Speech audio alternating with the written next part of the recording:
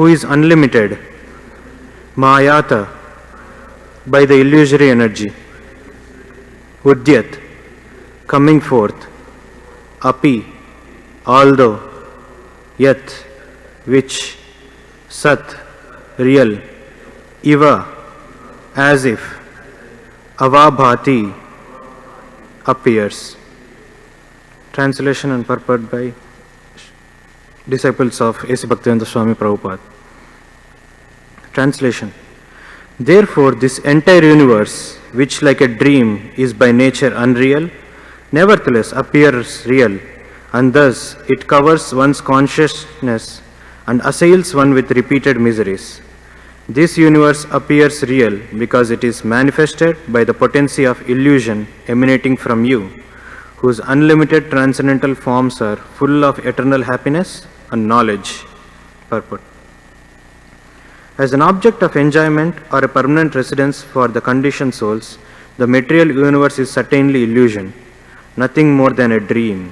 One may give the analogy that the vision of abundant water in a desert is no more than a dream, although real water exists elsewhere.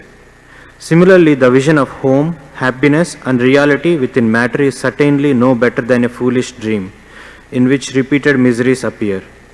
In another sense, however, the universe is real. In his commentary on Vedanta Sutra, Srila Madhavacharya has confirmed this by quoting the following statement from the Vedic Shruti mantras: Satyam hene vedam, Vishwam asrijita. This universe created by the Lord is real. The perfect authority of the Vedas that certifies this universe to be real. Nevertheless, because our knowledge is stolen by illusion, as indicated here by words astadishanam, we cannot properly understand this universe or the Supreme Lord who has created it. As the expansions of Lord Krishna, the universe is real and is meant for being engaged in his service. One who accepts the kingdom of God as home, the Lord himself as the object of love, and the material universe as paraphernalia for being engaged in the Lord's service, dwells within eternal reality wherever he may go within the material and spiritual worlds. Om Ajnana-timirandasya Jnananjana-shalakaya Chakshuranmilitam Yena Tasmai Shri Gurave Namaha Shri Chaitanya Manobishtam Sthapitam Yena Bhutale Swayam Rupa Kadamayam Dadati Swapadantikam Vishnupadaya Krishnapeshtaya Bhutale Srimate Bhaktivedanta Swami Iti Namine Namaste Saraswate Deve Gauravani Pracharane Nirvishesha Shunyavadi Paschatya Deshatarine Jai Shri Krishna Chaitanya Prabhu Nityananda Shri Advaita Gadadhara Srivasadi Gaura Bhakta Vrinda Hare Krishna Krishna Krishna Hare Hare Hare Rama Rama Rama Hare Hare.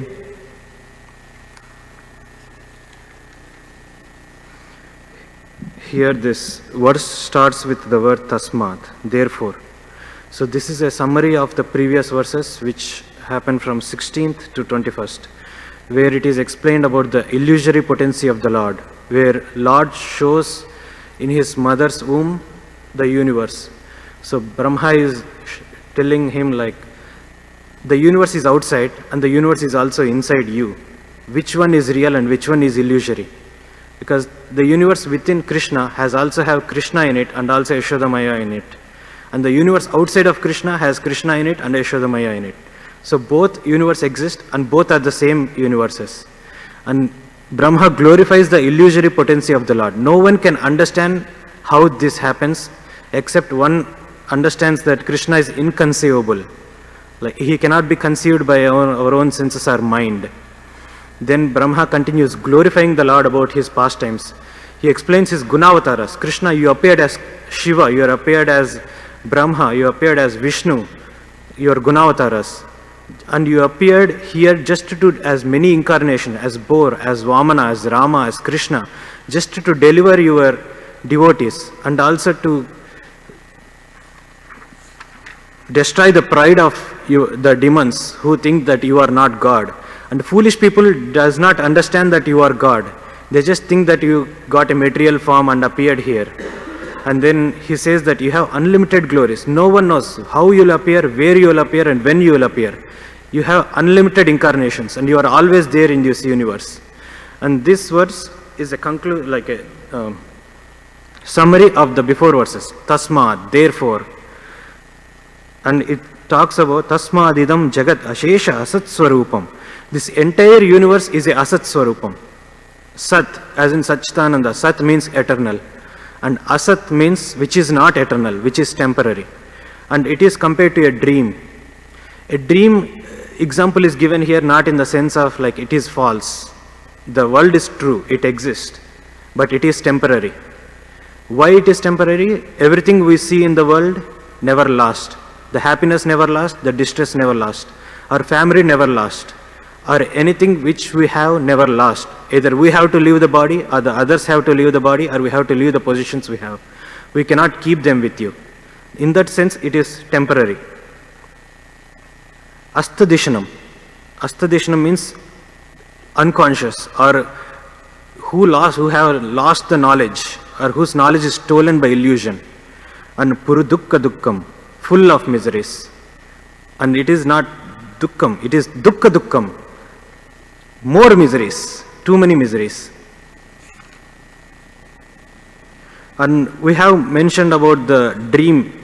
Like in the dream, we may see many things. Like I may see a tiger chasing me, or sometimes I may see a beautiful forest or a waterfall. When the tiger chasing me, even in a dream, even it is an illusion, I still feel that if so much anxiety, I am running or I am afraid. When something beautiful comes in a dream, I am happy.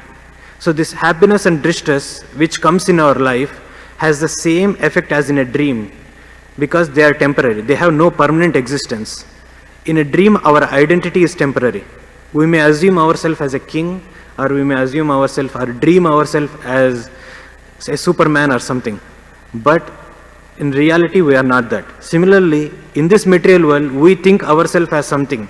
I am such and such a person. I am so great person. But you are not this body. So when this material body is finished, just like your dream is finished, you have to leave this body.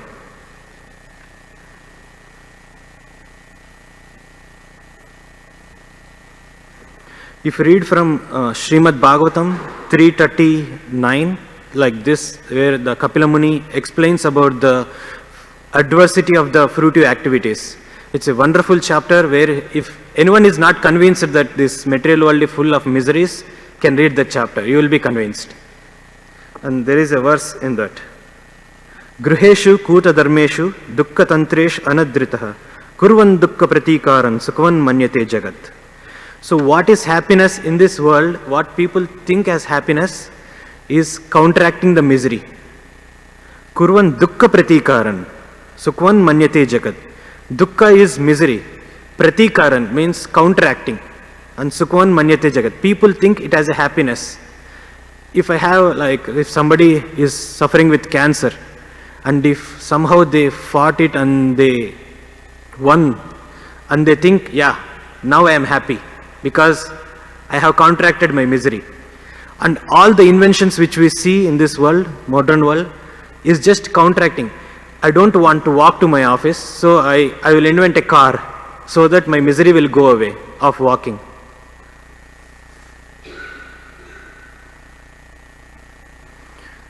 They think my misery will go away of walking, and that is their happiness. It is not actual happiness, it is counteracting the misery.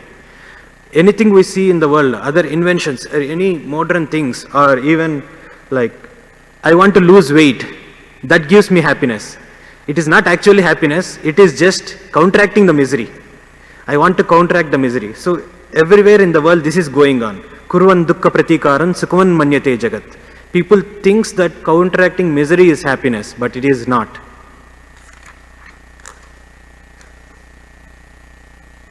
And Kapila Muni continues there. He explains that whatever form of body a living entity takes, he tries to find a certain type of satisfaction in that body. We may think, what kind of satisfaction this pig may be getting? But that pig is thinking, I am so happy in this body. That is what this verse currently in the Brahma is praying, that Maya tavudyadapiyat sad ivava bhati. Sat means real. Iva means as if, avabhati appears. So this material is illusion, but because of your Maya, it appears as if real. Even the people in this world thinks it is real. It is permanent. I can live here happily. Even a pig in a ditch thinks that I am happy in my body. I don't want to take any other body. I am happy with my piglets and my wife and my family. So he says like, yonim anurvrajet tasyam salabate. Yonim, whatever body he take, tasyam. He thinks I am happy. Even he is in, we may think like, oh, what is this abominable happiness they are having? But in their level, they think I am so happy. Once there is a story of Indra. Indra was cursed to become a pig. And then after his curses end, like Brahma comes, my dear sir, please come back. You have a responsibility to take as Indra. You are the king of the heaven. Please come back. Then Indra says, no sir, I have my responsibilities here. I have my wife and I have my piglets. I have to take care of them. And I am so happy here. I don't want to come. So even he is offered the position of king of heaven.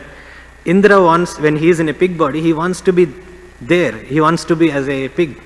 Then Brahma shoots the arrow and cuts off his attachment and takes him back. So this shows like, I want to stay here. All the nationalism, communism, thisism, thatism, all this is going on because we want to stay here permanently. We don't want to leave this world. But the news is you can't stay in this world permanently. Your kingdom, your wealth, your family, your wife, your land, everything you have to leave and go. Go to the next body. Again, you can't stay there permanently. You have to keep on going. So this shows that this is not happiness. This is just like temporary thing. Even the temporary happiness which we think is an illusion. Because when this whole material world, it is in negative axis, full of distress. If I pinch somebody, Prabhuji, don't pinch me. But if I leave him, oh, now I am happy. The happiness is just a relief. And then, oh, are you happy now? Yes, because you are not pinching me. And whatever other happinesses we get, like, okay, I may feel happy if I eat nice food. But how much we can eat? A little bit. If we eat more, we get disease. Again, misery. And how long we can enjoy? How much we can enjoy and how long we can enjoy? The enjoyment which we have is just a minute amount and everything is misery. But why is that I feel that I am not in a miserable condition? Why is that I feel that I am so happy in this? Kapila Muni, and here Brahma explains, that is the illusion. Maya has two phases of activities. One is called Avaranatmika and another is Prakshepatmika. Avaranatmika means covering, Prakshepatmika means pulling down. This covering potency of Maya acts on us and then we think, okay, I am happy. I can become happy. Just I have to do this. I can become happy. Hope after hope. He just tries to become happy. I will just one more thing I have to do. I will become happy. But it is never going to come.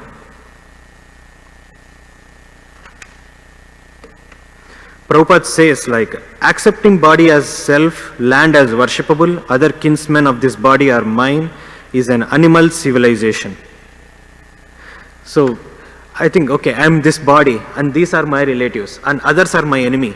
And this world which I am born, I am an Indian, you are an American. So you are a Pakistani, we have to fight.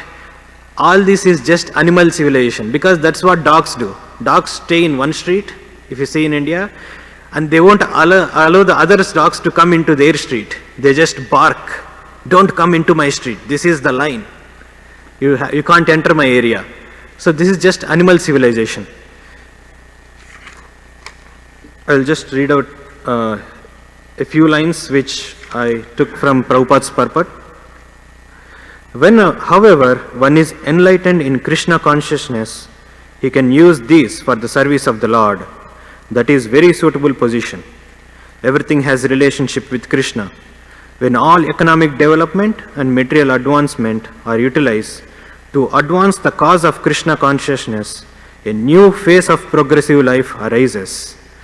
So here Prabhupada says that whatever advancement we have, whatever material things we possess, whatever we have or whatever we do, if we use them for the cause of advancement of Krishna consciousness, then a phase of new progressive life arises.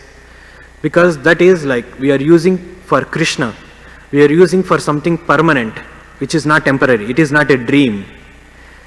We say that if you see, while filling an application, we write what is your current address and what is your permanent address.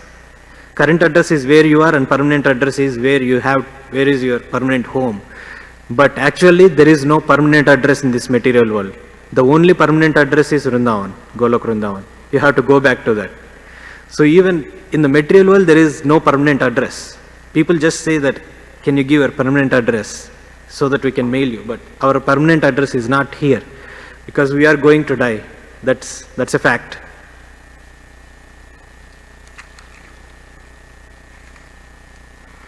If you see in this verse, there are three qualities of mention about this Jagat, this material world. One is Asat Swarupam Swapnam, Astadishanam Purudukka Dukkam. If you see them, Asat Swarupam means Asat, not eternal. Astadishanam means illusion. Purudukka Dukkam means misery. They are completely opposite to Sat, Chit and Ananda. Sat is eternal, Chit is full of knowledge, and Ananda is full of happiness. So this material world is quite opposite to what is the spiritual world. Even if you see the third line of this verse, we can see Tvayeva Nitya Sukhabodha Tanavananti. This describes about the Lord. Lord, you have unlimited potencies, you have unlimited incarnations, and all your incarnations are Nitya, eternal, Sukha, happy, Bodhi, full of consciousness. So this Nitya Sukha Bodha is opposite to what is Asat, Astadishanam and Purudukka Dukkam. Then now what is the solution? What we can do so that we can be happy in this world? I took a verse from Srimad Bhagavatam 2:15. You can repeat after me. Tasmad Bharata Sarvatma Bhagavan Ishvaro Hari Shrotavya Kirtitavyascha Smartavyascha Icchatabhayam. This shloka explains, O descendant of King Bharata, one who desires to be free from all miseries must hear about, glorify and remember the personality of Godhead, who is the super soul, the controller and savior of all miseries. So if you want to get out of miseries, what we have to do? Sarvatma Bhagavan Ishvaro Harihi. That Lord who is the supreme controller, Harihi. Hari means one who takes away all the miseries. Shrotavya Kirtitavyascha. Chant about him, hear about him. And Smartavyascha Icchatabhayam. If you are Icchata means if you desire, Abhayam means if you don't want to fear, if you want to become freedom, if you want to have freedom, Abhayam means freedom. Icchatabhayam, if you desire freedom, then Shrotavya Kirtitavyascha, Smartavyascha, chant about him, hear about him and remember him. If you chant and hear and we remember him. And even if you go to Kapila Muni's pastimes, there Devahuti asks, can you explain me about devotional service? What should I do? What is the best thing to do? There is like a full chapter of glories of devotional service. I saw one verse which is interesting, which says that if you do long time hearing, then you will attain liberation from all your miseries. I thought it's okay, it's maybe Prabhupada is saying long time hearing. No, it's Krishna actually in the verse says, Shruta Sambratya Chiram. Chiram means longam. Shruta, hearing. Sambratya Chiram, endowed with hearing. So he says, hear about me and hear from me. Hear from me is like Bhagavatam or any other pastime where Krishna is talking, like Krishna is talking to Uddhava, Krishna is teaching to Uddhava, or Krishna when he appears in front of devotees, he teaches his devotees. And hear about me is from the devotees, from the Lord and from the devotees. Once he hear, and how much time I have to hear, sir? You have to hear for a long time. By long time hearing, all your impurities in the heart will be gone away. So what if I don't have attraction for hearing? What do I have to do? There is a verse which Parikshit Maharaj says to Sukadeva Goswami. He wants to encourage Sukadeva Goswami. He wants to show Sukadeva Goswami, I want to hear. Please tell more. Please tell more about Krishna. This verse is from 10th canto. Yach shrinvato paiti aratir vitrishna satvam cha shudyati achirena pumsa bhaktir harau taut purucheta sakyam tadeva haran vadamanyase chet. It says, Yach shrinvato paiti aratir vitrishna. Aratir. Rati means attraction. Arati means no attraction. And paiti aratir vitrishna. If you hear about Krishna, the aratir will go away. The unattraction means if because of impurities in our heart, we don't have attraction to hear about Krishna. But still, if you continue to hear about Krishna, that aratir will also go away. How does that happen? Once we hear about the pure qualities of Krishna, because Krishna is transcendental, He is within our heart. He knows that we are sincere, and He knows that you are hearing, and you are at least trying to hear. It says here, even you try to hear. Even you try to hear, He knows that you are within He is within our heart, and He knows that you are hearing, and He purifies our heart. By purifying our heart, the aratir will go away. We may see that sometimes we feel asleep in the class. That sleep comes because we don't have attraction for hearing about Krishna. That is called aratir. That sleep will come because we have so much impurities in our heart.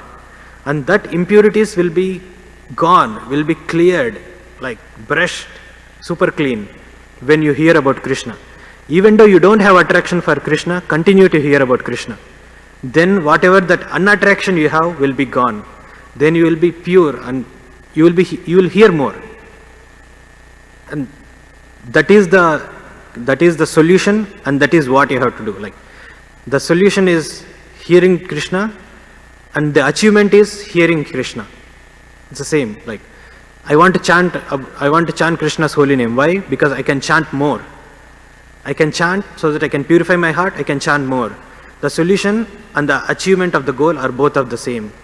So here Prabhupada is saying the same. One who accepts the God as home, Lord Himself as object of love, and material universe as paraphernalia, for them, for being engaged in Lord's service, dwells within eternal reality, wherever he may go within the material or spiritual worlds.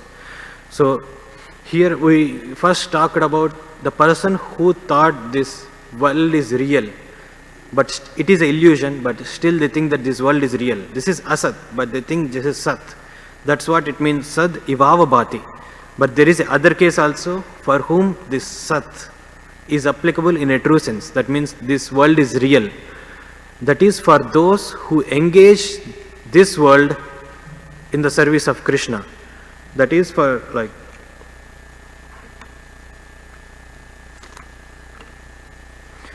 for that person who uses his stay in this world to attain the goal, for him this world is real. In sense, this world becomes like Vaikuntha. Lord is the creator of this world, and Lord is the goal of this world. If one uses his stay in this world to achieve the goal, that is Lord, then this world become a Vaikuntha for him. He is Jivan Mukta. Even though he is living in this material world, for him this world is like Vaikuntha. And one, like Prabhupada here says, one has to understand why Lord created this world and then use this world as a paraphernalia for being engaged in the Lord's service. Lord created this world for reformation. Like we are like put in a jail. Why does anyone sent to a jail? So that he can reform himself and come back as a good citizen. So Lord put us here so that we can reform ourselves and come back. And whatever we do in this world, if you use it for Lord's service, then our life will become successful. And even though we are living in this world is like Vaikuntha. And all we have to do is hear about Lord, hear about Lord, hear about Lord. If you don't have taste to hear about Lord, still hear about Lord. That will give you a taste. And there is one another powerful thing which gives taste for hearing. That is serving Vaishnavas. If you serve Vaishnavas, then because they have Lord within their heart, who can give us bhakti is not, because bhakti we cannot achieve by ourselves. Bhakti is not something we can gain by our sadhana. Bhakti is given. But who can give us the Lord? Who can give us bhakti? Those who has bhakti in their heart can give us bhakti. And that people are called devotees, Vaishnavas.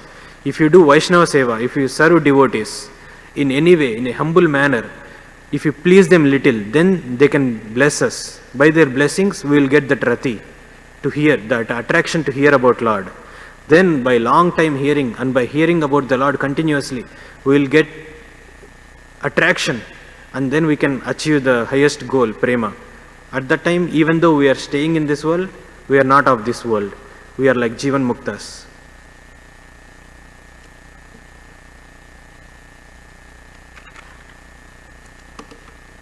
And today is appearance day of Sri Madhavendra Puri and Srinivasa Acharya. So I just, because we talked about the glories of hearing and the glories of a devotee, for a devotee this world is like a Vaikunta. Is there any person in this world who lived like that? There are many Vaishnavas, pure devotees, who are serving the Lord continuously, eternally, even staying in this material world. So we will talk about one person whose appearance is today, Sri Madhavendra Puri. Once Chaitanya Mahaprabhu was, after taking sannyas, is traveling towards Vrindavan. And on his way, they decided to go back. Okay, not going to Vrindavan, we are going to Puri. So on the way to Puri, they travel, and while they are traveling, they are completely ecstatic, doing kirtan and so much glorious. Everyone is dancing and singing. And on the way, they stopped in a village called Balasur and a holy place called Remuna. At that place, they stopped and they went inside a temple of Gopinath. There Mahaprabhu, after seeing Gopinath, was so ecstatic. He is dancing, singing, and devotees never saw Mahaprabhu in such a ecstasy. And he is falling on the ground and waking up and then chanting, again dancing, and then again falling on the ground. And they want to inquire about, what is this place? Mahaprabhu, can you talk about this place? Can you explain us? Why are you so ecstatic in Prema Bhakti? And while in Gopinath temple, every day there is 12 parts of kheer which is offered. And Mahaprabhu want to taste that kheer. And while the offering is going on, he want to explain to the devotees what is this place about. And then he talks about what he heard from his Guru, Ishwar Puri, about his Guru, Madhavendra Puri. Madhavendra Puri is the Guru of Ishwar Puri, and Mahaprabhu is disciple of Ishwar Puri. He explains, once Madhavendra Puri traveled to Vrindavan. There in the Govind Kund, he took bath and he went into meditation. He was chanting and he slept. He was fasting for the whole day. And then Krishna as Gopal appeared in his dream as a, Krishna appeared as a small boy there, not in a dream. He says, "My dear sir, I heard that you are fasting whole day. In this place, nobody fasts. At least somebody went for begging something, or somebody at least take some milk. I heard from some women like who are taking water from the Govind Kund that you are fasting. So they gave me this pot of milk. I brought it for you. Please drink." Then he drinks the milk and he goes into sleep. And Gopal appears to him in his dream and asks him, "My dear Madhavendra Puri, I am the same Krishna who appeared to you as a small boy. I am in a bush, under a bush. It is full of cold. It is sometimes heat, sometimes cold. I want you to serve me. Please excavate me from that bush, under the bush, wherever it is hidden, and establish a temple." And Madhavendra Puri goes there with the Vrindavan Vasis, and he brings out the Gopal, and he establishes him on the top of the mountain, and they do like a Annakota ceremony where all the Vrajavasis come there, and they offered whatever they have. They cooked like tons of food which covers the entire mountain, top of the mountain. We can see here that the Vrajavasis didn't think that, okay, what about tomorrow? If I offer everything to Krishna, what about tomorrow? They never thought like that. That is called selfless service. They are in a mood of selfless service and they are engaged by the Guru, Madhavendra Puri. And after years passed, like 2 years passed, Madhavendra Puri has lot of disciples and everyone in Vrindavan is serving Gopal. And in a dream he got, Madhavendra Puri, my body temperature is extremely hot. I want you to go to Bengal and bring me sandalwood. Here we see that we may be happy in a situation where we are. We may be happy that we are currently, I am doing devotional service and Krishna is giving me facility. I am happy here. But that is not the situation here with Madhavendra Puri. He has all the facilities. He has a wonderful temple. He has disciples to follow and he has devotees who are offering wonderful gifts and he has service to Krishna going on and he is happy there. But when Krishna comes in his dream and asks him, now you have to go and bring me sandalwood, he immediately left. He didn't send his disciples, he didn't send his devotees. Krishna gave me instruction, now I have to leave. That is a test. When Krishna provides us facilities and when we are happy using our facilities, how do we know that we are using it for sense gratification or we are using for Krishna service? The test is when you are asked to leave your facilities, if you are attached to your facilities, then you are using it for sense gratification. But if you are willing to leave your facilities for the service of Krishna, that facilities are provided by Krishna. And if Guru says, now you have to leave this place and go out and preach, then you have to leave this place and go out and preach. That is Krishna service. Otherwise it is just sense gratification in the mask of Krishna service. That's what Madhavendra Puri is showing us with his life. When Krishna asked him, go to Bengal and bring me sandalwood. At the time there is no Indian Airlines or Indian Railways to go. He has to walk. He walked from Vrindavan to Bengal. And it's not like a clear path, like he can walk happily. It's a forest, it's a jungle. Still he walked because he don't have his personal agenda while doing his service. His only thing I have in my mind, my only duty is I want to serve Krishna. I want to please Krishna. That is his only thought in his mind. I want to serve Krishna. I want to please Krishna. That should be our goal in our life. I want to serve Krishna. I want to serve my Guru and devotees. That's what I want. Everything for Krishna, nothing for me. So, when we have that mood in our mind, then we can achieve that prema. Then we can achieve that rati, attraction. Because if we lead our life in possessing material things, then we will be in maya, illusion. Here it says, everything temporary, people thinks it as permanent because of illusion. So what we have to do now, what we have to do is minimize maya time and maximize Krishna time. Repeat after me. Minimize maya time, maximize Krishna time. Minimize maya time, maximize Krishna time. So, maximize your time with Krishna, maximize, serve Krishna, hear about Krishna, and minimize everything you are trying to possess material, because everything is provided to you. Whatever is required to you to do your duty, to protect your family, to have a healthy life, keep that much and do that much, whatever is enough. And don't over-endeavor to possess more. You can have possessions and use your possessions for Krishna, but don't over-endeavor and go into illusion of Maya. As Madhavendra Puri is doing, we should one day reach the stage of his pure devotion. We may be here, you may say that, I am not Madhavendra Puri, I am a little person, but there are stars, there are stairs. We can use the stairs to reach the stars. The position of Prema Bhakti. We can reach there. All we have to do is step by step, follow in the steps of pure devotees, follow in the steps of Madhavendra Puri, follow in the steps of Prabhupada. Prabhupada never said like, oh, I want to stay in Vrindavan and chant Radhe Radhe.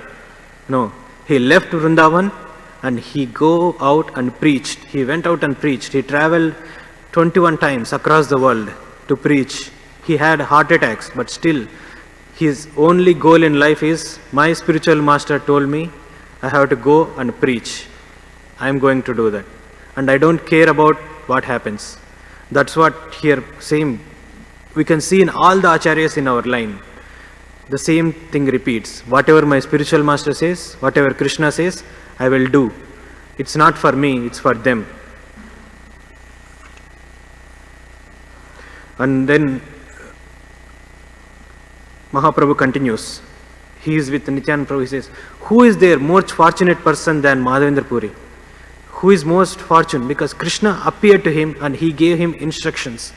And who is most fortunate? There is another instruction which Krishna gave, because Madhavendra Puri is going on the way to get the sandalwood with so many obstacles, and then he goes to a temple called Gopinath, where 12 parts of kheer is offered to Krishna. It is like amrita. He heard like it is so delicious, and he want to have a little taste of that kheer, and he does not want it for him. He want to taste it so that he can offer the same thing to the Gopal in Vrindavan. And then he thinks, oh, I don't have to desire like that, because it is not yet offered to Krishna. It is a bhoga. How can I desire like I want to taste this kheer? So he left this place and go forward, and he stays in a village. That night, the pujari of the temple gets a dream. My dear pujari, I saved one part of kheer back of the altar for my devotee, Madhavendra Puri. Please go and deliver it to him. Then the pujari wakes up and he goes. He searches for Madhavendra Puri. Where are you? Where are you? Where are you? Then finally he finds him. This is the pot of kheer which Krishna stole it for you. You are such a great soul. Please have it. And Madhavendra Puri had it full, and he even breaks the pot and make it as a powder, and daily he will eat a piece of it.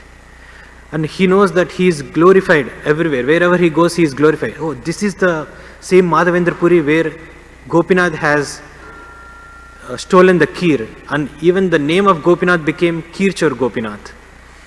And wherever he go, he is glorified. He don't want to have any glories for him, so he immediately leaves the village. But when he reaches Bengal, he wants to serve Lord. He wants to get the sandalwood. In those days, and even now, the sandalwood is not that easy to get. It's very costly. So how to get it? He knows that he is glorified and he is very glorious person. So he uses whatever fame he has in Krishna service. I am such Madhavendra Puri, for whom Gopal appeared in a dream, and for whom you heard like Kheerchor Gopinath has stolen the kheer for. Can you please arrange me a sandalwood, like a tons of sandalwood, so that I can go and serve Gopal? So he is using his fame not for his own personal agenda. He is using his fame for serving Krishna. How do we know that? How can I know I am using my fame for serving Krishna or not? Because whenever he sees that the fame is coming and without service, he just runs away from there. I don't want any fame. I don't want to be glorified. I am a humble servant. In that mood only we can achieve the pure devotional service. Trinadapi sunichena tarorapi sahishruna amanina amanadena kirtaneya sadahari. Only in this mood of a humble servant we can achieve pure devotional service. That humble service is shown, exemplified by Madhavendra Puri in his life. And he collects a sandalwood and camphor and he returns back. Krishna as Gopal thinks, oh, this Bengal is completely filled with Mohammedans. Maybe it is dangerous for him to come back. He arranges for Madhavendra Puri that he comes in a dream. When he reaches Gopinath temple back, here he comes in a dream. He explains, my dear Madhavendra Puri, I have received your sandalwood. Just offer it to Gopinath. I am the same Gopinath who is living there. If you offer the same sandalwood to Gopinath, I will receive it. Here, Madhavendra Puri does not want to stay back because he is afraid, or he don't want to go back. Maybe what will happen if somebody caught me, or if a thief comes and kill me. He is not afraid of that. He is focused on his service. I want to serve Krishna. I want to serve Krishna. And any obstacle comes, I will face it. I will go and serve Krishna. He is going there. But Krishna, he does not want to cause any difficulties to his devotees. He just wants to show the world that, see how glorious is my devotee, how glorious is Madhavendra Puri. Even though he has all the facilities, he left the facilities to go and bring a sandalwood for me. A devotee is willing to take any risk for service of Krishna, for the service of Guru, and for service of devotees. That should be our mood. We may not be there, but we should not say that I am not there, and we should not stop endeavoring. We should endeavor. And how can I get that mood? By hearing. Hear about Krishna. Hear about Krishna. Once we hear about Krishna, our heart will be purified, and that mood will arise, that rati will arise.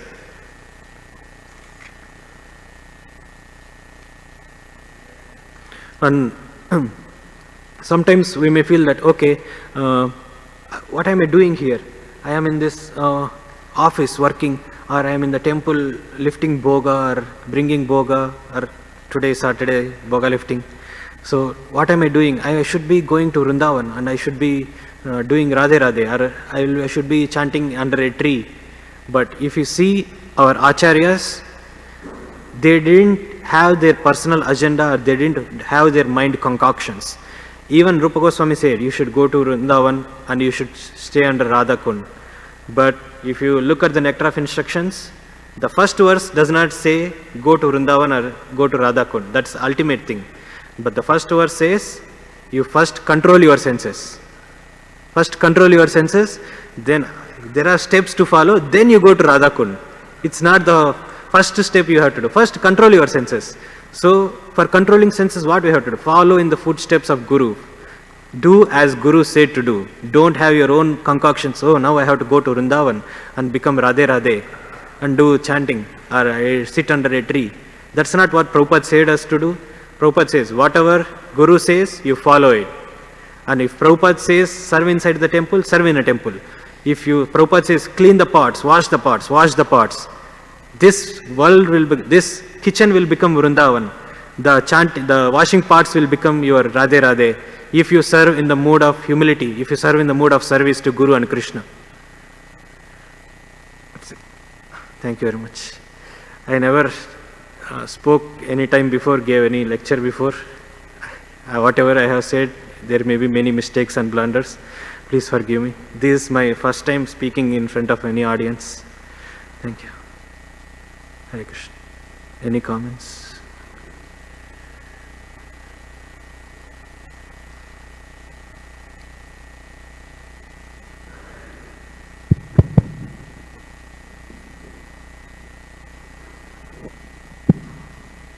Very nice class, and you gathered so many points from different slokas. That's very nice. And one thing I want to clarify, or a correction, whatever way you think. So about Madhavendra Puri's pastimes, actually Lord says that in his dream that you have to go to Malay Desh, not Bengal. Malay Desh is in Odisha, Jagannath Puri, not Bengal. He used the word Bengal. He passes through the Bengal. Yeah, passes through the Bengal. But you are supposed to go to Malay Desh. Yeah. Ancient times, Jagannath Puri is called Malay Desh. So, yes, good. And regarding that, about this today's verse, so we see there is a little confusion. Not confusion. Thing is that in the first line you read the translation. So can you clarify that? It appears like unreal. Yeah. But in fact it is real. So that point I am not able to catch, because sometimes it is stated, Prabhupada used to say all the time, in Mayavadis they say Brahma Mithya Jagat, Jagat Mithya Brahma Satya. Brahman Satya Jagat Mithya. So the first line, can you read again? Here the translation appears real. Here real, as you can see, this real word came into translation from the word in the shloka, Sad Ivava Bhati. Sat means real. The word actually Sat, real, means eternal, as in the meaning. Sat, real, means the spiritual world which is Sat, which is real, as in eternal sense. This world is Asat, unreal, as in the sense of temporary, not in the sense of false. This world is not false. This world is true, but temporary.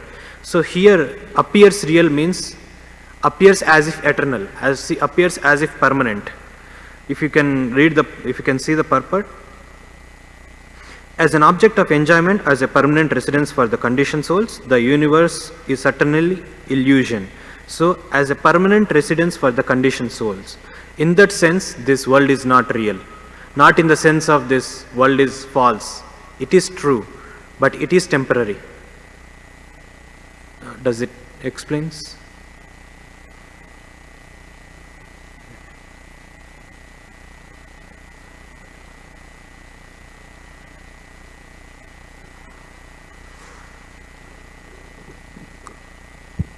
Hare Krishna, brother. Thank you for your class. It's really nice to hear devotees who you see always around. And like personally, my personal view is that you were very shy and quiet, and it's nice to hear people give very profound classes when you never hear them speak. So thank you for that class. And you made a lot of wonderful points. The point you were making that I'd like to comment, maybe you could expand on, is that everything, nothing for us, everything for Krishna. And about fame, we should use personal fame for Krishna and not for our own personal agenda. And so Prabhupada used a famous analogy because all the opulences of Krishna, fame, beauty, knowledge, renunciation. So he uses an example in the past. I don't remember which verse, but maybe you could check out the pastime where Daksha criticizes Shiva at the great sacrifice. Yeah. So in that pastime, Prabhupada gives a famous analogy. He says that all of our opulences are like zero. Now, when you write all zeros on a check, it's worthless. But if you put a 1 on the check, then it becomes worthwhile. It has some value to it. And we see materialists, politicians, they don't have Krishna in their life. They don't add Krishna into life. So we see everything they do leads to their degradation. But sometimes we see that spiritualists also, you're chanting Hare Krishna, you're reading Bhagavatam, or etc. In the Bhagavatam, you see many pastimes where great spiritualists, they also act more or less just like materialists. So one thing that came to mind regarding Prabhupada's analogy is that depending on where we put the 1 on the check, it becomes either worthwhile or worthless. If we put the 1 at the end of the check, it's just as basically being like worthless. So sometimes, how do we know? My question is whether we're putting Krishna first or whether we're putting Krishna last. If we put Krishna last, we're pretty much just like a materialist. So how do we know in our own Krishna consciousness whether we're actually putting Krishna first or last?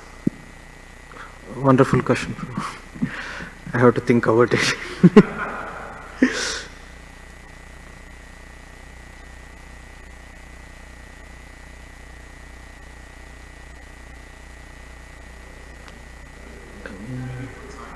Yeah. But yeah, please comment once you.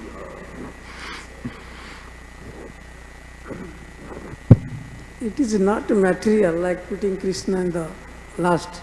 Because, for example, Prabhupada gave our name, temple deity name, Kishore, Kishori.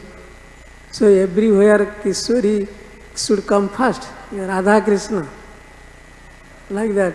But there is Jitendra Prabhu must have remembered that Prabhupada used to quote one nice, serving the last for the best, something, Acharya, I think. Yes?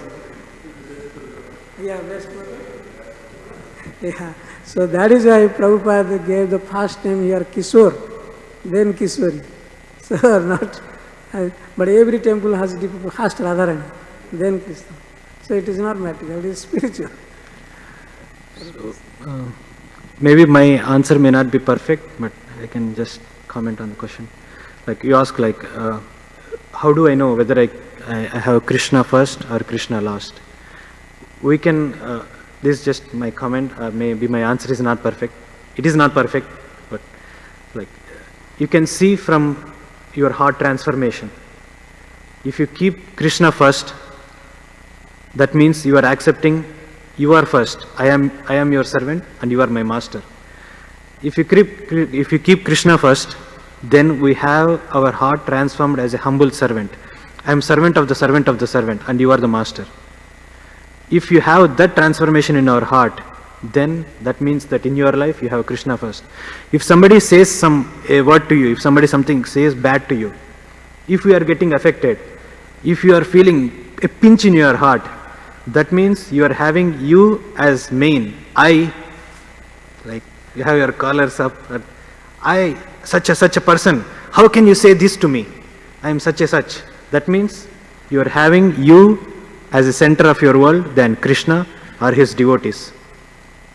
Then if you have Krishna or devotees as your master, as the first priority, then you will be in the mood of humble servant, das, dasana, das. We can see how much I am affected by the things which are done to me. How much I am affected with, if a small thing is said to me. Even, Prabhu, you are so good. You can do so many glorious things. You does a wonderful service. You does wonderful class. You gives wonderful class. You sings. Your singing is amazing. Your harmonium is super. But, and even though he glorified you a lot, the word but what? But what? Tell me, but what? So this but word pinches us more than the glories which we had. That means we had false pride. That means we are not in the mood of servant. So if we are in the mood of servant, then even though devotees may sometimes or say something which is for our own good, we won't be affected. I am not there. I'm just saying what I heard from Guru and Prabhupada. One day I hope by your blessings I will be there.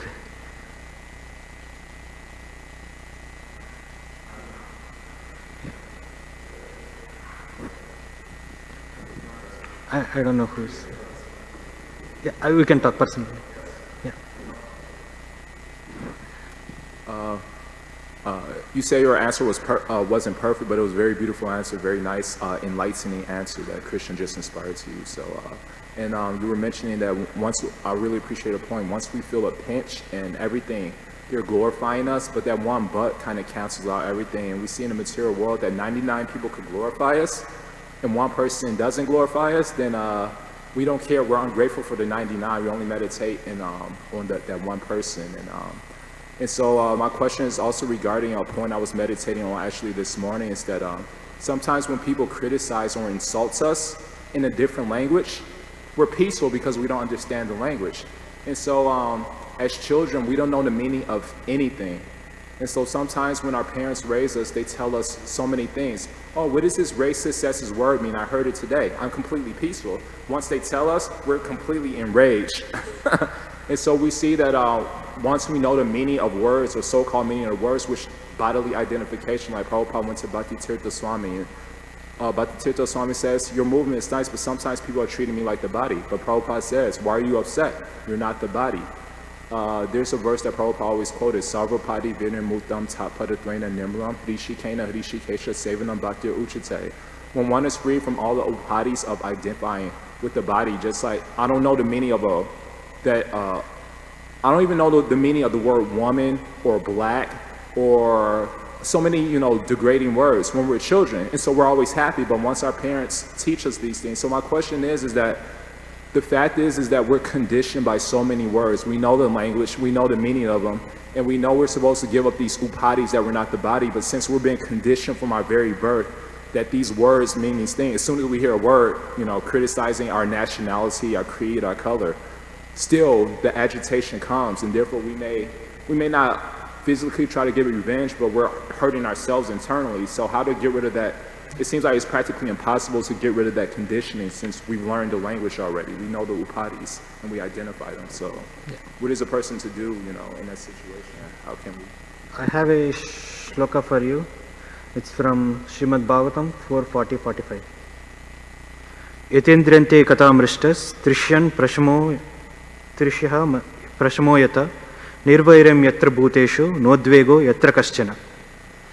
Nirvairam, non-envious, yatra, where bhuteshu, among living entities, nodvego, not fear. So if Wherever pure topics of transcendental world are discussed, the members of the audience forget all kinds of material hankerings, at least for time being. Not only that, they are no longer envious of one another, nor do they suffer from anxiety or fear. The solution is Srimad Bhagavatam. We heard about Prahlad Maharaj. Whatever our parents we heard from, our friends we heard from, he said worse things than that to Prahlad. But how is he able to, he's not affected because he heard from Narada Muni. He knows about Krishna. He heard from Narada Muni when he is in womb and he is always remembering Krishna. The solution is Srimad Bhagavatam. Here it says that Trishya Prashamoyata Nirvairam Yatra Bhuteshu means one will become non-envious. Nodvego Yatra Kaschana. He will become unafraid, like he will become fearless. How? By hearing Yatridante Kata Mrishtas. Kata, that words. Mrishtas, pure Kata.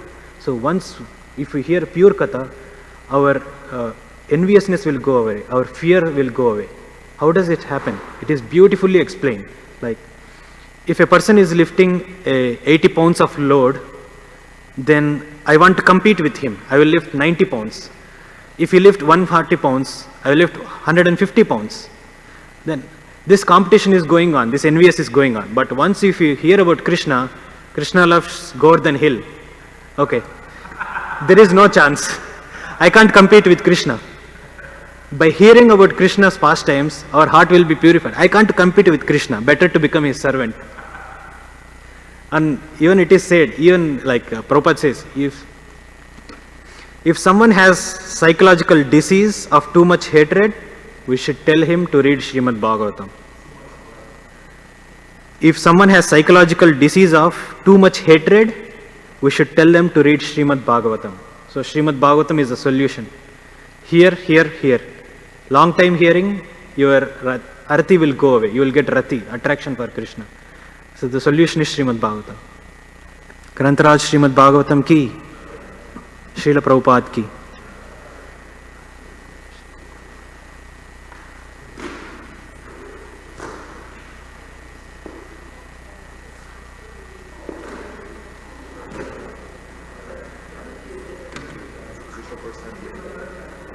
Oh, wow.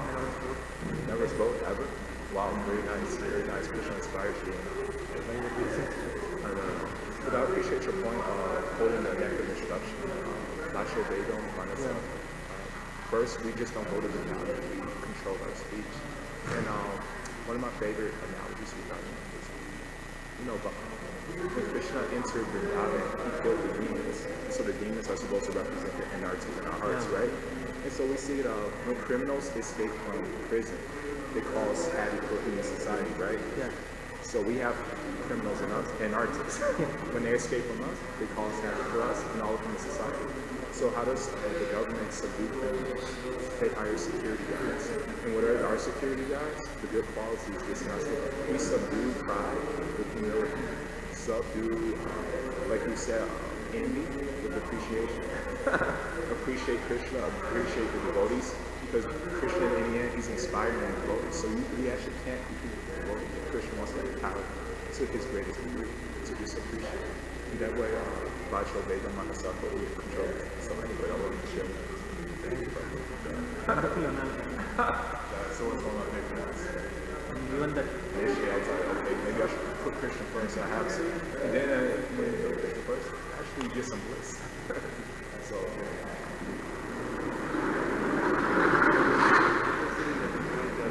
we have to develop the rati. Right here, you mentioned some of the advanced Vaishnavas. So Dham is a good place. I will take it. Dham is a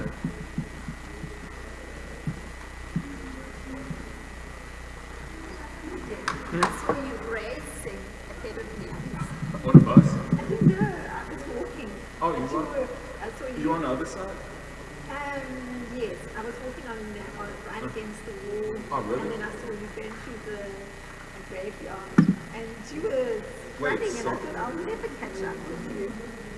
Oh, were you behind me? Yeah. Oh, I know who. I looked back.